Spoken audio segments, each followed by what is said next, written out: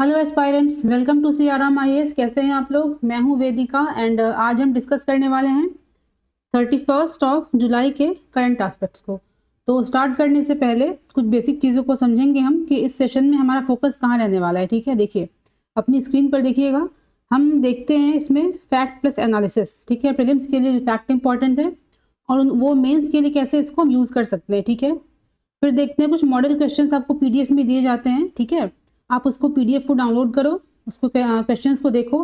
कहीं दिक्कत आती है तो कमेंट सेक्शन में आप पूछ सकते हो। ठीक है, और देखिए जो नोट्स दी जाती है ना पीडीएफ, उसमें पेपर के स्लाइड्स होते हैं और हैंड रिटन नोट्स होते हैं। ठीक है, और उसमें जो इम्पोर्टेंट लाइंस होते हैं उसको ऑलरेडी हाईलाइट कर दिया जाता है। ठीक है, चलिए तो स्टार्ट करते हैं सेशन को।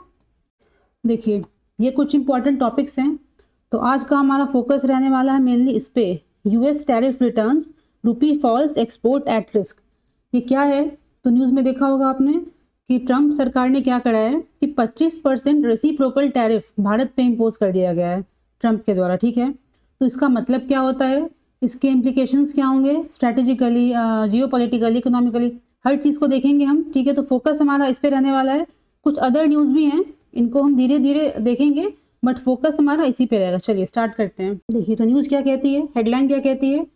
ऑन जुलाई 30 ट्रंप ने क्या किया, अनाउंस किया कि 25% टैरिफ जो है वो भारत के गुड्स पे, सर्विसेज पे नहीं, सिर्फ गुड्स पे इम्पोज कर दिया जाएगा। ठीक है, इफेक्टिव कब से होगा ये? अगस्त 1। ओके, तो इसमें देखेंगे पहले कि टैरिफ होता क्या है। ठीक है, और difference between tariff and reciprocal tariff, ये होता क्या है। ठीक है, तो स्टार्ट करते हैं कुछ बेसिक फैक्ट से। देखिए अपनी स्क्रीन पर, यहाँ देखिए कहता है कि टैरिफ क्या है। तो टैरिफ जो होते हैं ना वो बेसिकली गुड्स पे ही लगाए जाते हैं, टैरिफ सर्विसेज पे लगाए नहीं जाते। तो यहाँ जो बात हो रही है वो सिर्फ गुड्स की बात हो रही है। तो भारत जो गुड्स यूएस को एक्सपोर्ट करता है उसके रिगार्डिंग ट्रंप ने क्या करा, 25% टैरिफ उस पर इम्पोज कर दिया। ठीक है, अब देखते हैं आगे। देखिए एक और पॉइंट है, services are not tax through tariff. इसको समझ रहे हैं हम, सिंपल सा टर्म है। यहाँ देखिए सर्विसेज फिर टैक्स कैसे करते हैं। तो कुछ बायलैटरल ट्रीटी जैसे कि कंट्री ए है, कंट्री बी है, आपस में कुछ इनकी अंडरस्टैंडिंग है, उससे इसको टैक्स कर सकते हैं, महंगा कर सकते हैं, चीप कर सकते हैं। ठीक है, देखिए नेक्स्ट कहता है कि इंडिया जो है ना, इंडिया क्या करता है, major exporter of services. India क्या है, यूएस के मार्केट में सर्विसेज का मेजर एक्सपोर्टर है। जैसे कि आईटी सेक्टर है, एजुकेशन है, मेडिकल सर्विसेज है, एग्जाम्पल्स देखिए यहाँ दिए हुए हैं। तो इन क्षेत्रों में इंडिया क्या है, एक मेजर एक्सपोर्टर है यूएस के सर्विसेज का। इसलिए ये इसको नोट करना इंपॉर्टेंट है क्योंकि इन चीज़ों पे जो है टैरिफ अट्रैक्ट नहीं हो रहा है। ठीक है, तो इसमें हमारा एक्सपोर्ट पे हार्म नहीं होगा। ठीक है, अब देखते हैं आगे। अब कह रहा है कि top Indian goods exported to US. ये कुछ देखिए गुड्स हैं, कुछ सेक्टर्स हैं। तो आप देखिएगा ये जो भी जो एग्जाम्पल्स दिए गए ना, ये सभी लेबर इंटेंसिव हैं, है ना, जहाँ पे लेबर ज़्यादा यूज़ होता है कैपिटल के कंपैरिजन में। कैपिटल भी यूज़ होता है बट ये एम्प्लॉयमेंट अच्छा खासा देता है हमारे कंट्री को। तो इस पर अगर नेगेटिव असर पड़ता है तो अल्टीमेटली क्या होगा, हमारा एम्प्लॉयमेंट डाउन होगा, हमारे जो माइक्रो स्मॉल मीडियम एंटरप्राइजेज हैं उनको नुकसान होगा। तो इन चीज़ों को समझेंगे हम। देखिए यहाँ पे एक और लाइन है कि टैरिफ तो उन्होंने लगाया ही, 25% का टैरिफ उन्होंने इम्पोज कर दिया, और एक थ्रेटन, एक और बात बोली उन्होंने, अनस्पेसिफाइड एडिशनल पेनाल्टीज। ठीक है, अभी तक उसको क्लियर नहीं करा गया है but it can be, it is possible. ठीक है, कि इन फ्यूचर आप देख सकते हो एडिशनल पेनाल्टीज भारत पे लगा दी जाएं। क्यों? क्योंकि India purchases Russian oil and military equipments. ठीक है, तो यूएस ने बोला है 25% टैरिफ उसने लगाया है और एक अनाउंसमेंट करी है कि इसके अलावा भी एडिशनल कुछ पेनाल्टीज भारत पे लग सकती है फ्यूचर में, because India purchases Russian oil and military equipments. ठीक है, यहाँ देखिए ये जो टैरिफ अभी अनाउंस किया गया है ना जुलाई के मंथ में, वो कोई नया टैरिफ मतलब नया नहीं है। वो क्या है, देखिए अप्रैल 2025 में ना, इस साल ही 26% टैरिफ को अनाउंस किया गया था। ठीक है, और हम जान रहे हैं कि इंडिया का यूएस से डील नेगोशिएशन चल रहा है। ठीक है, फाइनलाइज नहीं हुआ बट चल रहा है। तो अभी क्या हुआ, इसी को रिवाइज करते हुए 25% टैरिफ को फाइनलाइज कर दिया गया। ठीक है, यूएस के द्वारा। देखिए टैरिफ एंड रेसिप्रोकल टैरिफ, इसका आपको बेसिक चीज़ तो हम बता देते हैं बट इसके डेप्थ में आपको जानना है, इसको समझना है। देखिए बेसिक क्या है ना कि टैरिफ क्या है कि कंट्री, सपोज करी कंट्री ए है, उसने कोई कंट्री बी से जो सामान उसके पास आ रहा है उसने उस पर टैरिफ लगा दिया, वो होता है यूनिलैटरल, ठीक है। बट रेसिप्रोकल टैरिफ क्या है कि भारत अगर टैरिफ लगा रही है अमेरिका पे, तो अमेरिका उसके अगेंस्ट में उससे मिलता जुलता कोई टैरिफ लगा देता है, उसको बोलते हैं मिरर टैरिफ या फिर रेसिप्रोकल टैरिफ, ठीक है। तो बेसिक डिफरेंस यही है। बट आप क्या करोगे, आफ्टर वॉचिंग द वीडियो इसको थोड़ा सा आप इन डेप्थ पढ़ोगे, ठीक है। चलिए आगे बढ़ते हैं हम। अब कहते हैं कि क्या कारण हो सकते हैं रेसिप्रोकल टैरिफ जो यूएस ने लगाया है, तो प्रोबेबल रीजंस क्या हो सकते हैं उसको देखेंगे। देखिए सबसे पहले कहता है ना, आप एक न्यूज़ में आप देख रहे होगे कि यूएस चाह रहा है कि भारत के स्पेशली जो भारत का जो डेयरी मार्केट है, डेयरी मतलब मिल्क से रिलेटेड जो मार्केट है, उसमें वो चाह रहा है कि वो आए, उसमें अपनी पैठ बनाए। बट इंडिया क्या कर रहा है, इंडिया जो है लगातार डेयरी सेक्टर को ना उसने कम्प्लीटली बैन कर रखा है, specially for US imported goods. क्यों? क्योंकि इसमें कुछ रिलीजियस देखिए कारण, ऐसा कहा जाता है कि यूएस में जो गाय होती है ना, उनको ऐसा कुछ डाइट खिलाया जाता है जो नॉन वेजिटेरियन है, ठीक है। तो हमारे यहाँ हमारी गवर्नमेंट का कहना है कि हमारे यहाँ मिल्क जो है वो सिर्फ एक डाइट नहीं है, एक रिलीजियस इसका इंपॉर्टेंस भी है। इसलिए और भी इसका कारण ये है कि फार्मर्स, हमारे लोकल फार्मर्स को, हमारे जो किसान हैं उनको बचाने के लिए, उनको प्रोटेक्शन देने के लिए डेयरी सेक्टर को, एग्री सेक्टर को इंडिया ने एक तरह का रिस्ट्रिक्ट कर रखा है, यूएस की एंट्री से बैन कर रखा है, ठीक है। तो ये कारण हो सकता है, ठीक है। दूसरा कहता है कि इंडिया का यूएस के साथ कोई बायलैटरल एग्रीमेंट अभी तक हुआ नहीं है, तो यूएस फ्री है वो ऐसा टैरिफ लगाने के लिए, ठीक है। मतलब हम देख रहे हैं कि नेगोशिएशन चल रहे हैं, अभी तक कुछ फाइनल हुआ नहीं था, उससे पहले ही यूएस ने क्या किया, टैरिफ को इम्पोज कर दिया। अब देखिए हम जानते हैं, ये देखिए प्रीलिम्स के लिए एक इंपॉर्टेंट फैक्ट यहाँ पे देख लीजिए, हाईलाइट भी कर रखा है कि यूएस जो है ना has a significant trade deficit with India, ठीक है। तो टैरिफ हो सकता है इसलिए लगाया गया हो to make Indian goods more expensive in the US, उनके डिमांड को डिक्रीज करने के लिए, ठीक है। देखिए और एक और कारण हो सकता है India strategic ties with Russia. हम जानते हैं रशिया से इंडिया की क्लोजनेस के बारे में, तो यूएस को या अदर वेस्टर्न कंट्रीज को ये पसंद नहीं आती है, तो ये भी एक कारण हो सकता है जिसके कारण की टैरिफ को इम्पोज किया गया, ठीक है। पहला हमने देखा regulatory restrictions regarding agriculture and dairy sector, दूसरा है कि नो बायलैटरल ट्रेड एग्रीमेंट, तीसरा है US has a significant trade deficit with India, चौथा है India strategic ties with Russia. कुछ सम रीजंस अगर मेंस में आता है तो आप लिख सकते हो, ठीक है। अब देखते हैं प्रोबेबल इम्प्लीकेशंस, इसका मतलब है कि इससे क्या असर पड़ेगा, ठीक है ना। तो भारत के संदर्भ में अगर देखा जाए तो अच्छा तो नहीं पड़ेगा, ठीक है। देखिए पहला कहता है, ये वन है, higher cost for Indian goods in US market, ठीक है। हम जानते हैं कि टैरिफ की बात जो हो रही है गुड्स के संबंध में हो रही है, सर्विसेज के संबंध में नहीं हो रही है। तो भारत का जो इंडिया, इसका मतलब क्या है, इंडिया का जो सामान है जो भारत यूएस में एक्सपोर्ट करता है वो अभी के प्राइस रेंज से ज़्यादा महंगा हो जाएगा, तो डिमांड अल्टीमेटली घटेगी उसकी, तो कॉम्पिटिटिवनेस घटेगा, ठीक है। यूएस की बात हो रही है, इंडिया का सामान जब यूएस में जाएगा तो उसका चूंकि दाम बढ़ चुका होगा, तो वो फिर डोमेस्टिक मार्केट जो वहाँ पे है उससे उसके मामले में महंगा हो जाएगा, ठीक है। जिससे क्या होगा, अल्टीमेटली एक्सपोर्ट स्लो डाउन, जो गुड्स का एक्सपोर्ट भारत से यूएस में होता है वो सिंपल सी बात है, डिमांड जब मार्केट में रहेगा ही नहीं, कम हो जाएगा, तो एक्सपोर्ट धीरे धीरे घटेगा, ठीक है। देखिए नेक्स्ट क्या कहता है, ट्रेड डेफिसिट कैसे होगा। ये बहुत इंपॉर्टेंट एक एस्पेक्ट है, क्योंकि इसमें दो चीज़ें कंट्रोवर्शियल हैं जिसको समझते हैं हम। देखिए पहला फर्स्ट देखिए क्या कहता है कि एज वी नो, हम जानते हैं कि इंडिया का क्या है, ट्रेड सरप्लस चलता है यूएस से, यूएस को ट्रेड डेफिसिट रहता है भारत से। तो क्या टैरिफ इतना पावरफुल है कि वो ट्रेड डेफिसिट करा दे, ठीक है। इसको पहले देखेंगे। सेकेंड चीज़ क्या है कि ये जो टैरिफ लगाया उन्होंने, इससे अल्टीमेटली हम देखेंगे आगे उससे होगा क्या, जो करेंसी हमारा डिप्रिशिएट करेगा, इवन कर भी रहा है, ठीक है। तो करेंसी जब डिप्रिशिएट करती है ना, तो एक्सपोर्ट्स हमारे चीपर हो जाते हैं, एक्सपोर्ट्स जब चीप होंगे तो ट्रेड को तो बढ़ना चाहिए ना इसमें, लेकिन कहते हैं कि ट्रेड डेफिसिट होगा। इसको समझते हैं, यहाँ देखिए इसमें क्या कह रहा है, as we know that India has trade surplus with US, ठीक है। तो 25% tariff will cause decline in that surplus.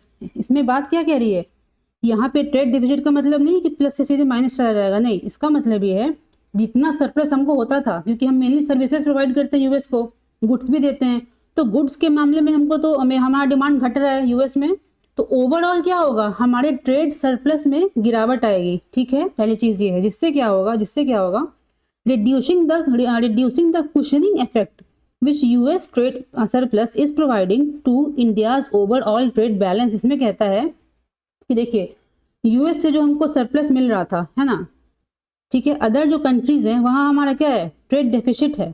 तो यूएस का जो सरप्लस एक काइंड ऑफ बफर एक हम लोग को प्रोवाइड करता था, जिससे हमको ओवरऑल देखा जाए ज़्यादा ट्रेड डेफिसिट देखने को नहीं मिलता था। बट इस सरप्लस में भी अगर सेंध लग जाती है, इस सरप्लस भी जो यूएस के साथ है वो धीरे धीरे घटने लगता है, तो ओवरऑल क्या होगा, हमारा ट्रेड जो डेफिसिट है ट्रेड का ग्लोबली डिफरेंट कंट्रीज के साथ ओवरऑल देखा जाए वो घटेगा। ठीक है, वही यहाँ पे कहता है कि अब टैरिफ लगाने से डायरेक्टली हमारा ट्रेड सरप्लस डेफिसिट में नहीं बदल जाएगा, है ना। इसमें होगा क्या, हमारे सरप्लस में गिरावट आएगी विद रिस्पेक्ट टू यूएस।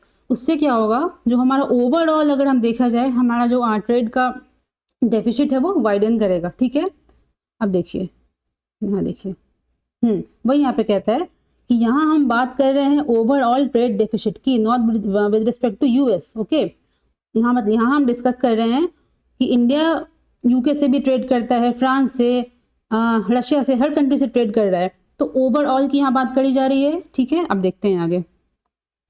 देखिए ये कॉन्सेप्ट है रूपी डेप्रिसिएशन, ये भी इंपॉर्टेंट है क्योंकि प्रीलिम्स में से काफ़ी क्वेश्चंस पूछे गए हैं, पूछे भी जा सकते हैं आगे। देखिए अब कहता है ना कि इसका मतलब क्या होता है, डेप्रिसिएशन क्या होता है। तो अदर करेंसी, यहाँ पे हम डॉलर की बात कर रहे हैं, तो डॉलर के रिस्पेक्ट में जो रुपी है उसका क्या वैल्यू घट जाना। ठीक है, डॉलर के रिस्पेक्ट में अगर रुपया का वैल्यू कम हो जाता है, उसकी वैल्यू घट जाती है, डिमांड कम हो जाती है, उसको कहेंगे हम रुपये का डेप्रिसिएशन हो गया। ओके, अब देखते हैं कि 25% वही टैरिफ जो बार बार ये डिस्कस कर रहे हैं जो लगाया गया है, उससे अल्टीमेटली कह रहा है कि हमारा रुपया का वैल्यू घटेगा। उसको समझते हैं हम। देखिए होगा क्या एक्चुअली, साइकिल क्या है यहाँ देखिए, इसको एकदम ध्यान से देखिएगा। देखिए फर्स्ट चीज़ कहता है यूएस कंज्यूमर्स या फिर इम्पोर्टर्स क्या करेंगे, वो फ्यूअर गुड्स खरीदेंगे। ठीक है, क्योंकि सामान महंगा हो चुका है, इसलिए जो कंज्यूमर्स हैं, जो इम्पोर्टर्स हैं यूएस के, वो भारत का सामान कम कर देंगे खरीदना। ठीक है, खरीदेंगे बट थोड़ा सा कम कर देंगे। ठीक है, इससे क्या होगा, फॉरेन एक्सचेंज घटेगा, मतलब उसके हम जो सामान एक्सपोर्ट करते हैं उसके बदले में जो डॉलर्स हमारे पास आ रहे हैं उसमें कमी आ जाएगी, तो हमारा फॉरेन एक्सचेंज घट जाएगा। ठीक है, इसका मतलब क्या है, लेस यूएस डॉलर इनफ्लो, जो डॉलर का इनफ्लो हमारी इकोनॉमी में हो रहा है वो घटेगा अल्टीमेटली, सिंपल सी बात है। अब देखिए यहाँ देखिए थोड़ा सा आगे देखिए, तो इसका मतलब है कि जब हमारे इकोनॉमी में यूएस डॉलर का इनफ्लो घट रहा है, ठीक है, इसका मतलब है कि सप्लाई घट रही है उसकी, बट सप्लाई तो घट रही है लेकिन जो डिमांड है ना वो सेम रह रहा है। डिमांड क्यों सेम रह रहा है, तो रिगार्डिंग अगर हमको, ऐसे बहुत सारी कंट्रीज ऐसी है ना जिनसे हम ट्रेड तो करते हैं बट कोई एक करेंसी का कोई अरेंजमेंट नहीं है। ठीक है, जैसे कि हम उसकी लोकल करेंसी में ट्रेड नहीं करते हम लोग, वो दोनों कंट्री क्या, जैसे इंडिया है एंड कंट्री ए है, वो प्रेफर क्या करते हैं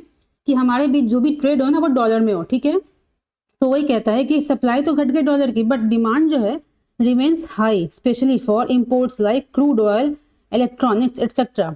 तो हम जो इम्पोर्ट कर रहे हैं डिफरेंट कंट्रीज से, उसको पेमेंट तो डॉलर में ही करना है ना हमें, तो डिमांड हमारा वैसा का वैसा हाई है बट सप्लाई घट जा रहा है, जिससे क्या होगा यहाँ देखिए, जिससे डॉलर बिकम्स कॉस्टलियर, डॉलर रुपए के कंपैरिजन में ज़्यादा महंगा हो जाएगा। ठीक है, और रुपए का वैल्यू गिर जाएगा। अब यहाँ देखिए ये प्रीलिम्स के लिए यहाँ पे ये बहुत इंपॉर्टेंट है, ऐसा क्वेश्चंस बार बार पूछा जाता है। देखिए इम्पैक्ट क्या होगा, तो कॉस्टली इम्पोर्ट्स, जब भी रुपया घटता है, जब भी रुपये का वैल्यू डिप्रिशिएट करता है तो इम्पोर्ट्स महंगा हो जाएगा। ठीक है, इम्पोर्ट क्या हो जाएगा, महंगा हो जाएगा, क्योंकि हम उतने ही रुपए में कम सामान खरीद पाएंगे। ठीक है, cheaper Indian goods in foreign market, इसमें कहता है कि जब रुपया घटता है तो फॉरेन मार्केट में क्या होता है, एक्सपोर्ट बढ़ जाता है। ठीक है, क्योंकि हाँ चीपर इंडियन गुड्स इन फॉरेक्स मार्केट, इसका मतलब वही है कि देखिए इसमें कह रहा है, हमने क्या देखा स्टार्टिंग में कि टैरिफ लगाने के कारण हमारा एक्सपोर्ट घट रहा है। ठीक है, एक तो वो पॉइंट है। सेकंड पॉइंट यहाँ कहता है कि टैरिफ लगाने के कारण रुपी डिप्रिशिएट करेगा जिससे कि एक्सपोर्ट बढ़ेगा, तो ये तो कॉन्ट्राडिक्ट कर रहा है। इसका मतलब इसको समझते हैं हम। देखिए इसका मतलब है if depreciation make export cheaper, वही कह रहा है कि अगर डिप्रिसिएशन जो है एक्सपोर्ट को सस्ता कर दे रहा है और कॉम्पिटिटिव कर दे रहा है, तो टैरिफ लगाना बैड थिंग क्यों है ना, 25% टैरिफ लगाना बैड थिंग क्यों है, क्योंकि टैरिफ लगाने से ही तो हमारा रुपया का वैल्यू घट रहा है जिससे कि एक्सपोर्ट बढ़ रहा है। ठीक है, अब देखते हैं यहाँ देखिए, इसका अगर एग्जाम में ऐसा क्वेश्चन पूछ देता है कि ठीक है भाई यूएस इंडिया के कॉन्टेक्स्ट में एक मेंस का क्वेश्चन आ गया कि ऐसे ऐसे टैरिफ लगाई गई, इसके इम्प्लीकेशंस के रूप में रुपया भी घट रहा है आपका और एक्सपोर्ट भी घट रहा है। बट आप यहाँ पे कैसे इसको देखो एक्सप्लेन करोगे, यहाँ देखो टैरिफ जो होता है ना is different kind of barrier, ठीक है। It is a tax imposed on imported goods only, okay. So when US imposes tariff on Indian goods, यहाँ देखिए इसका मतलब है, हाँ ठीक है, आप समझ में आए। यहाँ क्या कहते हैं कि टैरिफ जो है डिफरेंट काइंड ऑफ एक अप्रोच है, डिफरेंट काइंड ऑफ टूल है। ये इंपोर्टेड गुड्स के मामले में उस पर टैक्स लगाता है, बाकी चीज़ों से इसको मतलब नहीं है। जिस गुड्स को इसको इंपोर्ट करना है उस पर सर्टेन टैक्स लगाने को बोलते हैं हम टैरिफ लगाना। तो अगर यूएस 25% टैरिफ भारत पे इम्पोज किया है तो makes Indian goods more expensive for US buyers, simple सी बात है। Adds extra 25% to the cost on top of price. इससे क्या होगा देखिए, इसमें क्या आता है, बेसिकली बात क्या है ना कि जो डिप्रिसिएशन हमारी करेंसी में हो रहा है, जो हमारा जो रुपये है उसका जो वैल्यू घट रहा है, वो जो है वहाँ देखिए कैन नॉट निगेट या balance out adverse impact of protectionist tariff. Simple सी बात है कि मानते हैं हम कि टैरिफ लगाने का डायरेक्ट इम्प्लीकेशन दो होगा, एक्सपोर्ट घटना, दूसरा है करेंसी में डिप्रिसिएशन आना। बट हम जानते हैं जब भी डोमेस्टिक करेंसी का वैल्यू गिरता है तो एक्सपोर्ट को बूस्ट करता है। बट जब बात आई टैरिफ की तो डोमेस्टिक करेंसी का डिप्रिसिएशन है उससे जो एक्सपोर्ट में बूस्ट आ रहा है वो इतना ज़्यादा नहीं होता है कि लगाए गए टैरिफ के नेगेटिव इम्पैक्ट्स को बैलेंस कर सके। वही यहाँ पे कह रहा है कि डिप्रिसिएशन जो है of domestic currency can not negate, can not offset, can not balance out the adverse impact of protectionist tariffs. समझ में आ गई होगी बात। अब देखिए नेक्स्ट कहता है कैपिटल फ्लाइट रिस्क। इसमें कहते हैं कि अगर ठीक है टैरिफ चलक गया, यूएस ने लगा दिया, तो अदर इसके क्या इम्पैक्ट्स होंगे। कहता है इंडिया के संदर्भ में कैपिटल फ्लाइट रिस्क, इसका मतलब होता है हाई एंड सडन, ज़्यादा मात्रा में और क्विकली पैसे का हमारी इकोनॉमी से निकल जाना। हाई मतलब ज़्यादा मात्रा में, क्विकली पैसे का हमारी इकोनॉमी से बाहर निकल जाना, ठीक है। इसमें कह रहा है कि if US India trade tension increase, अगर बढ़ता है, इसको टेंशन ही बोलेंगे ना, टैरिफ लगा रहे हो आप, गुड्स को महंगा कर दे रहे हो, अगर ये टेंशन बढ़ता है तो इन्वेस्टर जो फॉरेन इन्वेस्टर्स है जो भारत में पैसा लगाए हुए हैं टर्न कॉशियस, ठीक है। Foreign investor might pull out capital selling rupees buying dollar, ऐसा होता है, ठीक है। उनका जो भरोसा है वो इंडियन मार्केट से हट जाएगा अगर, तो अपने पैसे को वो निकालेंगे, क्या करेंगे आप, selling dollar buying selling rupees, उनको लगेगा कि रुपया तो ऐसे भी कमजोर है, इसको बेच के निकलो, वो डॉलर रुपीज को सेल करेंगे, डॉलर को बाई करेंगे, जिससे कि हमारे करेंसी का फर्दर वीकनिंग होगा। तो ये बहुत बड़ा नेगेटिव इम्पैक्ट है, ठीक है। अब देखते हैं यूएस के पर्सपेक्टिव से कि उस पर क्या असर पड़ सकता है, ठीक है। देखिए तो पहला कहता है कि high prices for US consumers and businesses. Simple सी बात है कि हम ठीक है एक्सपोर्ट तो हमने महंगा जो भारत का सामान जो यूएस में जाए उसको महंगा कर दिया हमने, बट कुछ चीज़ें ऐसी ज़रूर होंगी जो यूएस की मजबूरी होगी, मतलब जहाँ पे उसको तुरंत से एक सप्लाई चेन क्रिएट करना मुश्किल हो जाएगा, है ना। कि आज 1 तारीख से लगा टैरिफ तो 1 तारीख से ही हम किसी और कंट्री से इंपोर्ट करना स्टार्ट कर दिए, नहीं, ऐसा नहीं होता है। इसलिए सर्टेन टाइम पीरियड के लिए जो मेनी यूएस बिजनेसेस हैं जो इंटरमीडिएट गुड्स को भारत से इंपोर्ट करते हैं वो तुरंत से किसी और कंट्री पे डिपेंडेंट नहीं हो जाएंगे, ठीक है। तो इसलिए क्या होगा कि वहाँ पे यूएस को हाई प्राइस भी झेलना पड़ सकता है। तो उससे होगा क्या, जो यूएस के जो मैन्युफैक्चरर्स हैं, रिटेलर्स हैं, या तो वो अपने आप पे घाटा उठाएं, ठीक है, नहीं तो जो लॉस होगा उसको pass on to the consumers. तो अल्टीमेटली क्या होगा, वहाँ भी हाई प्राइसेस होगा, वहाँ भी जो दुकानदार हैं उनके प्रॉफिट में कमी आएगी, ठीक है।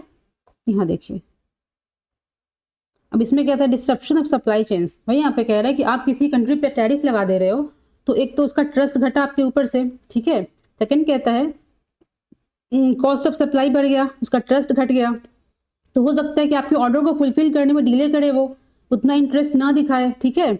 जिससे क्या होगा कि अल्टरनेटिव सप्लायर्स में नॉट, वही बात यहाँ पे है कि डेट अनाउंस करना कि 1 अगस्त से टैरिफ लागू हो रहा है, तो उतना क्विकली किसी अदर सप्लायर को ढूंढना आसान नहीं होता है, ठीक है। तो इसीलिए यूएस पे भी कोई खास अच्छा इसका असर नहीं पड़ने वाला है, ठीक है। अब देखिए ये छोटा सा ऐसे ही है, इसको आप मेंस में डाल सकते हो। कहता है कि reduced access to growing market. India क्या है, हम जानते हैं इंडिया एक फास्टेस्ट ग्रोइंग इकोनॉमी है अभी के समय में, मतलब नॉट द फास्टेस्ट, मतलब वन ऑफ द फास्टेस्ट है, ठीक है। तो इसमें कहता है और इंडिया जो है major buyer of US good, जैसे कि यूएस का टेक्नोलॉजी हो गया, एनर्जी है, डिफेंस है, तो इंडिया अच्छा खासा एक परसेंटेज जो बाई करता है, ठीक है, यूएस से अपने यहाँ इंपोर्ट करता है। तो अगर आप रिलेशन को स्ट्रेन कर रहे हो वाई इम्पोजिंग सच टैरिफ, तो long term access to Indian markets US के लिए काइंड ऑफ कह सकते हैं कि कम हो जाएगा, ठीक है, क्योंकि यूएस को भी तो अपना गुड्स बेचना है ना, ठीक है। और इंडिया में काफ़ी बड़ा एक मार्केट कह सकते हैं कंज्यूमर्स का मार्केट है। तो आप भारत से अपना रिश्ता खराब कर रहे हो, तो इंडिया का जो एक बड़ा सा कंज्यूमर मार्केट है, तो लॉन्ग टर्म में यूएस को हो सकता है कि इस मार्केट का एक्सेस ना मिले, ठीक है, घट जाए। चलिए अब देखते हैं थोड़ा सा स्ट्रैटेजिक इम्प्लीकेशंस क्या होंगे। देखिए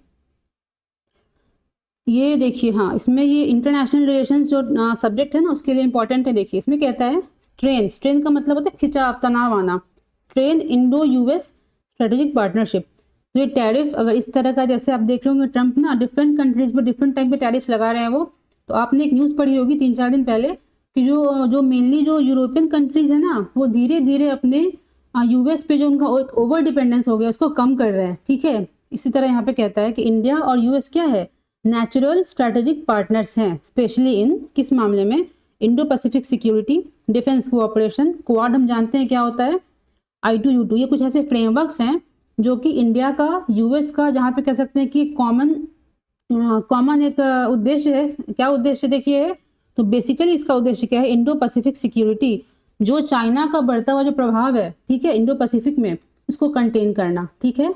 तो कहता है कि टैरिफ मूव में इरोड दैट ट्रस्ट, ठीक है, स्लो डाउन कोऑपरेशन। तो टैरिफ, आप एक तरफ तो आप बोलते हो फ्रेंड हो, कोऑपरेट करो, और एक तरफ टैरिफ लगा रहे हो, तो हो सकता है कि इससे ट्रस्ट इरोड हो जाए और जो कोऑपरेशन चल रहा है वो स्लो डाउन हो जाए, ठीक है। देखिए नेक्स्ट कहता है, एक टर्म है फ्रेंड शोरिंग, इसको समझते हैं। तो इसमें कहता है कि इट विल सेट बैक, है ना। जो फ्रेंड शोरिंग की अप्रोच किसने लाई थी, जब यूएस ने जब ट्रंप अपने इसके पहले वाले सेशन में आए थे, इसके पहले वाले ट्रंप 1.0, उसमें उन्होंने क्या किया था, इस कॉन्सेप्ट को काफ़ी हाईलाइट किया था, फ्रेंड शोरिंग। इसका मतलब होता है कि हम उन कंट्रीज से ही अपना सप्लाई चेन स्टैब्लिश करेंगे जो हमारे एलाइज हैं, जिनकी मानसिकता, जिनका इंटरेस्ट हमसे, हमारे कंट्री के इंटरेस्ट से मिलता हो, उन्हीं को हम क्या बनाएंगे, सप्लाई चेन अपना बनाएंगे, मतलब गुड्स वहीं से इंपोर्ट करेंगे, उन्हीं को एक्सपोर्ट करेंगे, ठीक है। तो कहता है ये जो एटीट्यूड है डोनाल्ड ट्रंप का, set back to friend shoring, trusted supply chain को ये डिस्टर्ब कर देगा, ठीक है। देखिए USA's perspective here aligns with India's vision, क्या है, decreasing dependence on China. US भी चाहता है, क्योंकि देखिए सेमीकंडक्टर हो, क्रिटिकल मिनरल्स हो, फार्मास्यूटिकल्स हो, तो कहीं ना कहीं जो मेजर कंट्रीज है ना वर्ल्ड की, वो चाइना पे डिपेंडेंट है, और हर कोई इसको समझ रहा है। तो हर कोई चाहता है कि इसके डिपेंडेंस को, जो चाइना पे हमारा एक डिपेंडेंस है, उसको कम किया जाए, ठीक है। तो वही कहता है यहाँ पे तो विजन हमारा एक है, लेकिन अगर वाइट imposing tariffs on India a key non Chinese manufacturing partner, क्योंकि इंडिया क्या करता है, यूएस के संदर्भ में देखा जाए तो India is a major non Chinese manufacturing partner, ठीक है। तो यूएस का ये जो एटीट्यूड है, जो एक्शन है, may weaken the case in Indo Pacific also, ठीक है। तो वही मेनली यहाँ पे कह रहा है कि चाइना को इससे फायदा हो सकता है, ठीक है। चाइना को इससे फायदा कैसे होगा, तो भाई इंडिया और यूएस यहाँ पे आपस में इनकी बन नहीं रही है, स्ट्रेन हो रहा है। तो जो हम यहाँ पे देखिए, ये जो है ना, ये क्वाड है, ये इंडो पैसिफिक सिक्योरिटी है, इन सब का मोटो इसका भी क्या है कि हम जो एक, यहाँ देखिए, एशिया में, साउथ एशिया में एक हो रहा है पोलराइजेशन। इसका मतलब है कि चाइना सेंट्रिक सब चीज़ें हो रही है, उसको रिड्यूस करना इंडिया का भी उद्देश्य है, यूएस का भी उद्देश्य है। लेकिन अगर इस तरह की चीज़ें होती रहेंगी, टैरिफ लगाने ये सब होता रहेगा, तो ये चीज़ें यहाँ से डाइवर्ट होके इशू हमारा चला जाएगा ट्रेड वॉर की तरफ, ठीक है। जो मेन इश्यूज हैं, फोकस हमारा वहाँ पे नहीं रह पाएगा, ठीक है। यही इसमें कह रहा है। आगे देखते हैं। अब देखिए एक और, देखिए एक पॉजिटिव कह सकते हैं इसको, हम पॉजिटिव कह सकते हैं कि boost to India's diversification strategy. वही यहाँ पे कह रहा है कि हमने देखा कि रिस्क क्या होता है, किसी एक कंट्री पे ज़्यादा डिपेंडेंट होने का रिस्क क्या हो सकता है, कि अगर वो उसने टैरिफ लगा दिया, कुछ वैसा पॉलिसी ले आई उसने, तो कितना नुकसान हो सकता है, ठीक है। तो वही कहता है, इंडिया ने भी क्या किया है, इंडिया यूके एफटी हम जानते हैं, फ्री ट्रेड एग्रीमेंट साइन किया गया है भारत और यूके द्वारा, इसलिए India has an alternate option to export destination. तो इंडिया क्या इसमें कह रहा है कि इंडिया को नुकसान तो होगा, but India has signed FTA with UK, जिससे कि उसको थोड़ा सा, मतलब कह सकते हैं उसको थोड़ी सी राहत मिल सकती है रिगार्डिंग एक्सपोर्ट, ठीक है। यहाँ देखिए, यहाँ पे इसको हम कंक्लूड करेंगे इस चीज़ से। इसमें ये जो स्टेटमेंट है काफ़ी इंपॉर्टेंट है। हाँ यहाँ देखिएगा, ठीक है। इसमें कह रहा है कॉन्ट्रास्ट बिटवीन यूएस प्रोटेक्शनिज्म। इसमें देखिए क्या कहता है, यूएस क्या कर रहा है, टैरिफ लगा रहा है डोमेस्टिक। अकॉर्डिंग टू यूएस वो अपना डोमेस्टिक जो उसके मार्केट उसको बचा रहा है, ठीक है। यूके क्या कर रहा है, ओपननेस दिखा रहा है, ओके। तो हम जानते हैं कि यूके एंड यूएस जो है वो अच्छा खासा आपस में एलाई है, दोस्त है। तो अभी तक हमारी स्ट्रैटेजी क्या थी इंडिया की जो स्ट्रैटेजी थी कि हम एक कोऑर्डिनेटेड एक कॉम्प्रिहेंसिव अप्रोच लेके चल रहे थे रिगार्डिंग द होल वेस्ट। हम होल वेस्टर्न कंट्रीज को एक साथ देखते थे, हमारा एक अप्रोच रहता था। लेकिन ये जो यूएस का जो नया उसकी जो नई नीति है, ठीक है, उससे क्या हो रहा है कि हमें वेस्टर्न कंट्रीज के मामले में अब नया अप्रोच लेने की जरूरत है। क्योंकि यूके एक तरफ अपना देखिए ओपननेस दिखा रहा है, एफटीए साइन कर रहा है, यूएस टैरिफ लगा रहा है। तो कहीं ना कहीं यहाँ पे डिफरेंस है दोनों कंट्रीज के इंटरेस्ट में, इनकी मानसिकता में। इसलिए कह रहे हैं कि भारत को अब एक नया अप्रोच सोचना चाहिए रिगार्डिंग द वेस्टर्न कंट्रीज, जो कि कॉम्प्रिहेंसिव ना होकर के इशू बेस्ड हो, है ना, कंट्री बेस्ड हो, ठीक है। चलिए तो ये टॉपिक तो खत्म यहाँ पे होता है, ठीक है। आई थिंक आप लोग को आई होप आप लोग को समझ आया होगा। चलिए अब बढ़ते हैं नेक्स्ट टॉपिक की तरफ। देखिए न्यूज़ थी कल की, आपने देखा होगा कि जो कामाचाट का पेनिनसुला है, रशिया का पार्ट है, यहाँ पे 8.8 रेंज का अर्थक्वेक आया, ठीक है। तो ये बेसिकली किसका पार्ट है, रिंग ऑफ फायर का पार्ट है। सब देखेंगे क्या होता है। और यहाँ पे अर्थक्वेक्स तो आते रहते हैं बट ये काफ़ी हाई पावर का था, ठीक है। इसको समझेंगे हम। तो इस आर्टिकल में बताया गया है कि रिंग ऑफ फायर होता क्या है, यहाँ पे इतने ज़्यादा अर्थक्वेक्स क्यों आते हैं, और पूरे अर्थ पे ऐसे कितने जोन्स हैं जो कि कह सकते हैं अर्थक्वेक प्रोन जोन्स हैं मोस्टली, जहाँ पे सबसे ज़्यादा अर्थक्वेक्स देखने को मिलते हैं। तो प्रीलिम्स के लिए ये आर्टिकल बहुत इंपॉर्टेंट है। चलिए स्टार्ट करते हैं। यहाँ देखिएगा कुछ बेसिक फैक्ट्स देखेंगे, ठीक है। देखिए यहाँ पे ध्यान दीजिएगा, विजिबल है ना, हाँ थोड़ा सा इसको इंक्रीज कर लेते। देखिए ये सिंपल सा देखिए न्यूज़ दिया गया है कि अर्थक्वेक आया जिसने क्या किया, ट्रिगर किया सुनामी को। एक फैक्ट यहाँ हो गया कि सुनामी अर्थक्वेक से आता है, ठीक है। सेकंड देखते हैं। यहाँ देखिए यहाँ पे क्या कहता है, हाँ इस पैरा पे आइए। यहाँ देखिए क्या कहता है, जो कामाचाट का पेनिनसुला है वो सरकम पैसिफिक सेइस्मिक बेल्ट, इसको हम कहते हैं रिंग ऑफ फायर, ठीक है। तो लोकेटेड कहाँ है ये पेनिनसुला, सरकम, एक सेकंड, हाँ सरकम पैसिफिक सेइस्मिक बेल्ट में लोकेटेड है। उस बेल्ट को हम रिंग ऑफ फायर भी कहते हैं। यहाँ पे सबसे ज़्यादा अर्थक्वेक्स एंड वोल्केनिक इरप्शंस होते हैं धरती पर। सबसे ज़्यादा अर्थक्वेक, सबसे ज़्यादा वोल्केनो कहाँ पे इरप्ट होते हैं, तो यहीं पे रिंग ऑफ फायर वाले एरिया पे, ठीक है। यहाँ देखिए अब कहता है ये इंसर्कल करता है ऑलमोस्ट इंटायर पैसिफिक ओशन, ठीक है। यहाँ देखिए मैप दिया हुआ है, यहाँ फोकस करेंगे, यहाँ देखिएगा ये क्या है, पैसिफिक ओशन है। तो देख रहे हैं ये काइंड ऑफ ये ऐसे एक बना हुआ है ना, एक इंसर्कल, एक घेर रखा है इसने, ठीक है। तो यहाँ पे यूएस है, मतलब नॉर्थ अमेरिका है, साउथ अमेरिका है, कनाडा है, ठीक है, कुछ रशिया का पार्ट है। वही देखिए यहाँ बता रहा है, यहाँ पे कहता है कि ये encircles almost entire Pacific Ocean. Eastern side पे क्या है रिंग, ये फिल्म्स के लिए देखिए इसको याद कर लीजिएगा कि रिंग ऑफ फायर के ईस्टर्न साइड पे क्या है, ईस्टर्न साइड पे क्या है, west coast of Americas. North America और साउथ अमेरिका वेस्टर्न कोस्ट है। रिंग ऑफ फायर के ईस्टर्न साइड पे क्या है, नॉर्थ अमेरिका और साउथ अमेरिका का वेस्टर्न कोस्ट, ठीक है। अब देखिए फिर कहता है कि इसके वेस्टर्न साइड में क्या लाई करता है, फार ईस्ट एंड ओशियानिया। यहाँ देखिए ये जो पार्ट होता है ना, ये इसको कहते हैं ओशियानिया वाला पार्ट, ठीक है। तो वही यहाँ पे कहता है कि वेस्टर्न साइड में क्या है, यूएस है, मतलब नॉर्थ अमेरिका है, साउथ अमेरिका है, ठीक है। इधर क्या है, रशिया वाला पार्ट है, ईस्टर्न वाला पार्ट है, ओशियानिया वाला पार्ट है, ठीक है, बता रहा है यहाँ पे। अब यहाँ देखिएगा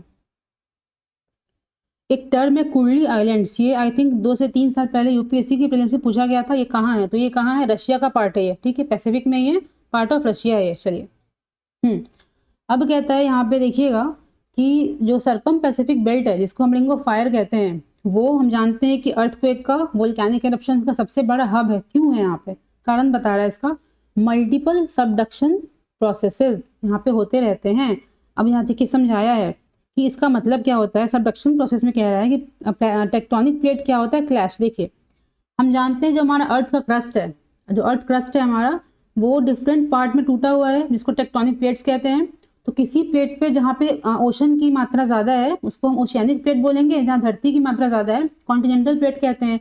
तो होता क्या है ना कि बेसिकली जो ओशियानिक प्लेट्स होते हैं वो डेंसर होते हैं, उनका एक मतलब उन प्रवृत्ति होती है वो सिंक करने की, ठीक है। जहाँ दो प्लेट टकराते हैं ना, जहाँ दो प्लेट टकराते हैं तो जो बेसिकली जो जनरली ओशियानिक प्लेट होता है वो सिंक कर जाता है। सिंक करने का मतलब क्या है, वो नीचे की तरफ जाएगा और धीरे धीरे जाकर के वो जो एस्थेनोस्फेयर होता है, जो मेंटल का अपर लेयर है, वहां जाके वो मर्ज कर जाता है, किससे, मैग्मा वगैरह मिल जाता है, ठीक है। तो वही यहाँ पे कहता है कि जो रिंग ऑफ फायर वाला जो एरिया है वहाँ पे सबडक्शन प्रोसेसेस काफ़ी तेजी से भी होता है और नंबर ऑफ बहुत सारे ऐसे लगातार होते रहते हैं।